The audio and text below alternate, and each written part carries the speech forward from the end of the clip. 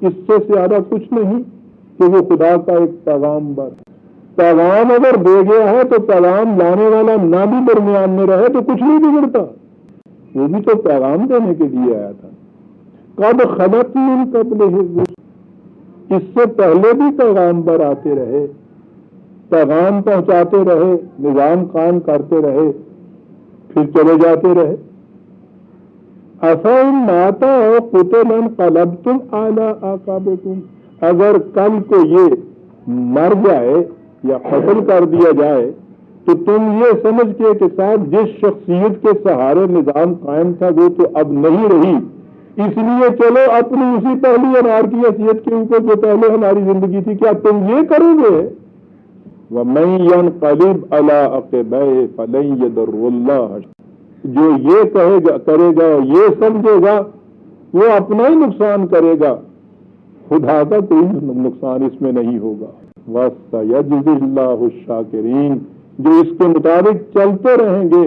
ان کے اعمال کے نتائج سامنے آتے۔ ہم نے تو یہی کیا برادران عزیز۔ یہ بات دوسری میں کہہ یہ رہا تھا کہ نظام کے متعلق قرآن کریم نے یہ بتا دیا کہ یہ آئیڈیالوجی کی بنیادوں کی اس پیغام کے اوپر ہے جو خدا نے رسول کی وساطت سے بھیجا تھا۔ رسول کی ذات کے ساتھ یہ نہیں تھا کہ وہاں تک رہے، رسول درمیان میں نہ رہے تو نظام ختم ہو جائے آپ کا۔ اس لیے جہاں پہلے خرجتا وجہ کا واحد کے سیغے آئے ہیں، ساتھ ہی کہا حیث ما کنتم فولوا وجوہکم، اب یہاں ایک دو لفظ قرآن لایا ہے جس سے یہ پتہ چلا کہ اتنی اہمیت پھر یہ کیوں دی گئی ہے قبلے کو۔ کہا لئلا یکون للناس علیکم حجۃ، یاد رکھو اگر تم نے قبلے کی اہمیت کو سمجھ لیا ہے، اگر تم نے اسے یہ پوزیشن دے دی تو پھر یاد رکھو دنیا میں کسی شخص کو تمہارے خلاف کوئی اعتراض کرنے کی گنجائش باقی نہیں رہے گی۔ عزیزان من، آج بھی قبلہ ہی ہے ہمارا، مراکش سے لے کے انڈونیشیا تک ایک بحر مواج ہے، ایک ایسا جغرافیائی بیلٹ ہے دنیا میں کسی قوم کو ایسا نصیب نہیں ہے۔ یہ پوزیشن جغرافیائی پوزیشن بھی کسی قوم کے حصے میں نہیں آئی، اور پھر یہ وہاں سے لے کے وہاں تک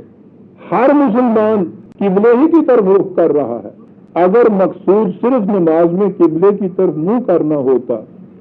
تو وہ تو ہم پورا کر رہے ہیں فریضہ۔ قرآن کہتا ہے کہ اس کا نتیجہ یہ نکلے گا جو ہم تمہیں کہہ رہے ہیں کہ دنیا میں کسی شخص کو تمہارے خلاف کوئی اعتراض کرنے کی گنجائش باقی نہیں رہے گی۔ ایسی قوم، ایسا نظام کہ اعتراض کی گنجائش نہ رہے کسی، اور وہی قوم ہے، وہی ان کا قبلہ ہے، اسی طرف ہم رخ کر رہے ہیں۔ کیفیت یہ کہ سیما تمام داغ داغ ہم کجا میں ہم، کوئی شعبہ اور گوشہ ایسا نہیں ہے جس کے اوپر اعتراض نہ کیا جا سکتے۔ غیر تو ایک طرف رہے، صبح سے شام تک دو مسلمان آپس میں ملتے ہیں تو مرثیہ پڑھتے ہیں ہمیشہ۔ غیروں کے لیے مقام تنقید یا اعتراض کی گنجائش تو میں نے کہا ایک طرف رہی، اپنوں کی ہماری یہ کیفیت ہے کہ صبح سے شام تک تنقید اور اعتراض سے ہمیں فرصت نہیں مل رہی۔ بات واضح ہو گئی کہ مقصود اگر نمازوں میں ایک طرف رخ کرنا ہوتا اور بس، تو وہ تو آج بھی یہ قوم کر رہی ہے۔ اس سے تو یہ نتیجہ نہیں نکل رہا کہ تمہارا کوئی عمل قابل اعتراض نہ ہو انسانوں کی نگاہوں میں، یہ تو نہیں نتیجہ نکل رہا۔ تو پھر کیا بات ہوئی؟ معاذ اللہ خدا کا وعدہ جھوٹا ہے، توبہ توبہ، یہ تو ہو نہیں سکتا، وہ تو سچا ہے۔ تو بات یہی ہوئی جو بار بار کہتا تھا کہ کہیں نماز میں اپنا ادھر رخ کر لینا مقصود بھی ذات نہ سمجھ لینا، اسے اپنے نظام کا مرکز محسوس سمجھنا، ایک امت ایک نظام اس کا ایک مرکز۔ ہوا یہ ہمارے ہاں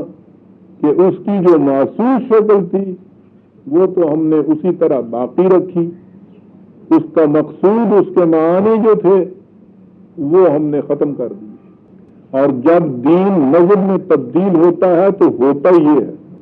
دین کے تمام ارکان، اس کے اعتقادات کے الفاظ، یہ سارے اسی شکل میں باقی رہتے ہیں، لیکن اس کی روح، اس کا مقصود، مطلوب، مسل العین وہ باقی نہیں رہتا، وہ بدل جاتا ہے۔ اب یہ جتنی چیزیں اس شکل میں آپ کے سامنے آتی ہیں، یہ فوراً جو ہوتی ہیں اس کی پرستش شروع ہو جاتی ہے، مقصود باقی نہیں رہتا۔ پھر جب اس کا نتیجہ کوئی نہیں نکلتا تو اس کے لیے یہ عقیدہ وضع کیا جاتا ہے کہ یہ دنیا دارالعمل ہے، دارالجزاء اگلی دنیا، یعنی یہاں ہم کرتے ہی رہنا ہے، اس کا نتیجہ آگے چل کے نکلے گا۔ بہت بڑا فریب، آپ کسی وقت ٹیسٹ ہی نہیں کر سکتے کہ صحیح عمل ہو رہا ہے یا نہیں ہو رہا۔ اگر یہ چیز ہو کہ یہاں بھی نتیجہ نکلنا ہے، اور بھی پہ میں نے زور اس لیے دیا کہ یہ نہ کہہ لیجیے گا کہ وہ غلط ہے، لیکن یہ کہ اس کا نتیجہ یہاں بھی نکلنا ہے، اگر یہ چیز ہو تو پھر ہم ہر وقت دیکھ سکتے ہیں کہ ہماری نمازیں، ہمارے روزے، ہمارے حج، یہ وہ نتائج پیدا کر رہے ہیں جو قرآن نے کہا تھا۔ اگر یہ نہیں کر رہے تو پھر ہمیں کھڑے ہو کے سوچنا پڑتا نا کہ کہیں نہ کہیں تو غلطی ہو گئی جو یہ نتیجہ پیدا نہیں ہو رہا۔ کوئی مشین آپ چلائیں، کوئی کارخانہ آپ چلائیں، کسی قسم کی کوئی ایسی چیز کہ جو اپنا نتیجہ سامنے آپ کے دے، وہ اگر چل رہی ہو، نتیجہ نہ نکل رہا ہو، آپ اس کو کبھی نہیں چلاتے رہتے اسی طرح، کھڑے ہو کے سوچتے ہیں کہ بھائی کہاں کہیں کوئی ڈیفیکٹ اس میں آ گیا ہے، کہیں کوئی بنیادی غلطی ہے۔ یہ سارا کچھ حرکت تو اسی قسم کی ہو رہی ہے، کولر چل رہا ہے، کمرہ ٹھنڈا نہیں ہو رہا۔ کبھی ایسا ہوتا ہے کہ پھر اس کے بعد پھر بھی آپ صبح اٹھیں کولر چلاتے چلے جائیں، وہ ٹھنڈا نہیں ہوتا، وہ کمرہ میں چلتا ہے، وہ کولر پہ چلتا نا، پھر کوئی ٹھنڈک نہیں پائے گی، نرم بعد تو نہیں ٹھنڈ پہنچے گی، کولر ایتھے چلتا ہے، ٹھنڈ اوتھے پہنچ، اور وہ متعلق سیدھی جی گل کہ آ جگ میٹھا ہو کن دٹھا، چل بھائی۔ نہیں میرے عزیز، دین میں یہ نہیں ہوتا، مذہب میں یہ فریب ہوتا ہے۔ دین اپنے پریگمیٹک ٹیسٹ سے یہاں نتائج مرتب دیکھتے ہیں۔ تعین قبلہ کا نتیجہ لئلا یکون للناس علیکم حجۃ، بڑی عظیم چیز ہے عزیزان مان، ایسی قوم کہ جس کے کسی عمل کے خلاف کسی کو اعتراض کی گنجائش نہ ہو، اللہ اکبر۔ اور یہی قوم تھی کہ جس کو یہ حق تھا لتکونوا شہداء علی الناس، تم نئے انسانی کے تمام اعمال کی نگرانی کر سکو۔ نگران اعمال وہی ہو سکتا ہے کہ جس کے اپنے عمل کے اندر کوئی گنجائش نہ ہو اعتراض کی، جس کے اپنے عمل میں اعتراض و تنقید کی گنجائش ہے، وہ دوسرے کے اعمال کی نگرانی کیا کرے گا؟ غیر تو ایک دس ہے، باپ بیٹے کی اعمال کی نگرانی نہیں کرتا اگر اس کے عمل کے اندر وہ نقص موجود ہو تو۔ اس نظام کا نتیجہ یہ ہونا تھا لئلا یکون للناس علیکم حجۃ۔ بڑی عظیم چیز ہے عزیزان اللہ، جنہوں نے اسے قبلہ بنایا تھا، جنہوں نے اسے اس نظام کا مرکز قائم کیا تھا،